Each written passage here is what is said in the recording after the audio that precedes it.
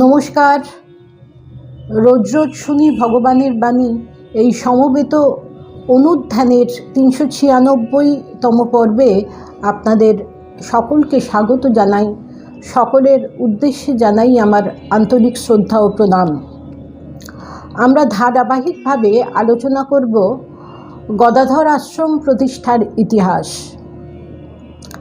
কীর্তন করিতে করিতে ঠাকুর শ্রীরামকৃষ্ণ নৃত্য করিতেছেন, ভক্তেরাও তাহাকে বেরিয়া নৃত্য করিতেছেন। কীর্তনান্তে ঠাকুর উত্তর পূর্ব বারান্দায় বেড়াইতেছেন। হাজরা মহাশয় বারান্দার উত্তরাংশে বসিয়া আছেন। ঠাকুর সেখানে গিয়া বসিলেন। মাস্টার সেইখানে বসিয়াছেন ও হাজরার সঙ্গে কথা কহিতেছেন। ঠাকুর একটি ভক্তকে জিজ্ঞাসা করিলেন, তুমি স্বপ্ন টপ্ন দেখো?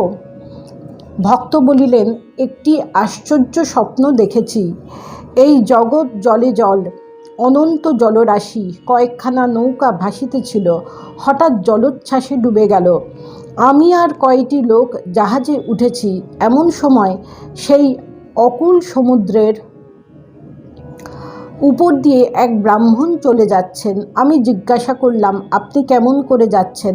ব্রাহ্মণটি একটু হেসে বললেন, এখানে কোনো কষ্ট নাই, জলের নিচে বরাবর সাঁকো আছে। জিজ্ঞাসা করলাম, আপনি কোথায় যাচ্ছেন? তিনি বললেন, ভবানীপুর যাচ্ছি। আমি বললাম, একটু দাঁড়ান, আমিও আপনার সঙ্গে যাব। শ্রীরামকৃষ্ণ তখন বলেছিলেন, আমার একথা শুনে রোমাঞ্চ হচ্ছে। ভক্তটি বলেছিলেন, ব্রাহ্মণটি বললেন, আমার এখন তাড়াতাড়ি, তোমার নামতে দেরি, এখন আসি, এই পথ দেখে রাখো, তুমি তারপর এসো। শ্রীরামকৃষ্ণ বলেছিলেন, আমার রোমাঞ্চ হচ্ছে, তুমি শীঘ্র মন্ত্র লও। রাত 11টা হইয়াছে। নরেন্দ্রাদি ভক্তগণ ঠাকুরের ঘরের মেঝেতে বিছানা করিয়া শয়ন করিলেন। এই স্বপ্নটি মাস্টারমশাই দেখেছিলেন এবং ঠাকুরকে বলেছিলেন।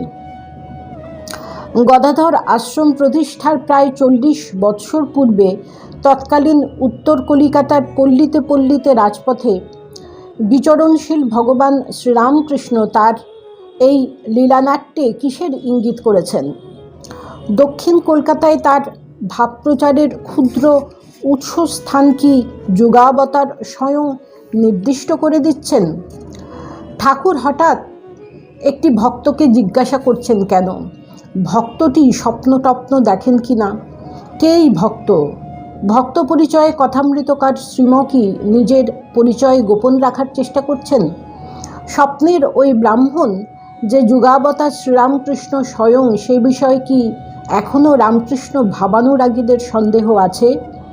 ভবানীপুর যাচ্ছি বলতে মনে হচ্ছে উত্তর কলকাতা মাতিয়ে এবার ঠাকুর দক্ষিণ কলকাতায় ডেরা খুঁজছেন।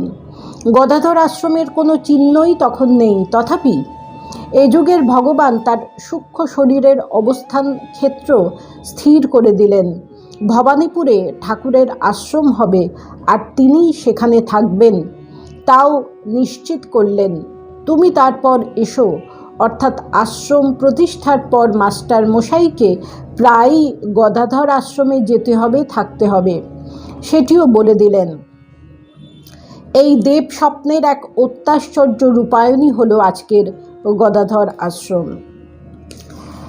বলরাম বসুর পৌত্রী ইন্দুবালা দেবীর স্বামী যোগেশচন্দ্র ঘোষ ছিলেন ভবানীপুরের হরিশ চ্যাটার্জি স্ট্রিটের রায়বাহাদুর ডাক্তার যাদবচন্দ্র ঘোষের পুত্র।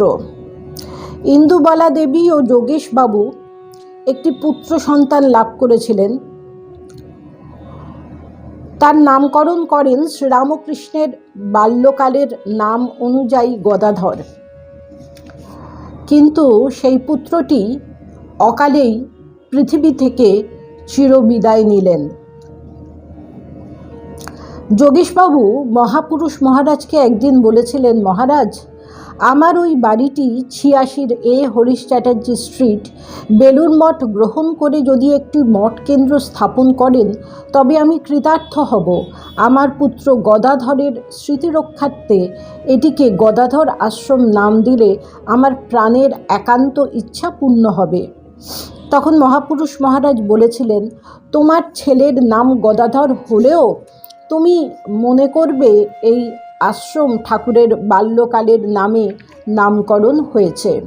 1920 সালের 17ই নভেম্বর আদিগঙ্গার তীরে কালীক্ষেত্রে রামকৃষ্ণ সংঘের দক্ষিণ কলকাতার প্রথম কেন্দ্র গদাধর আশ্রম, যার ঠিকানা ৮৬ এ হরিশ চ্যাটার্জি স্ট্রিট, স্থাপিত হলো।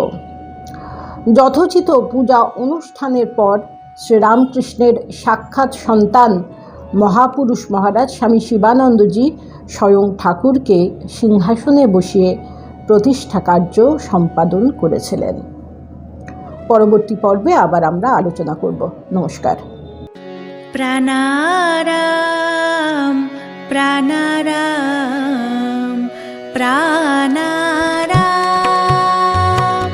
প্রাণারাম প্রাণারাম প্রাণারাম।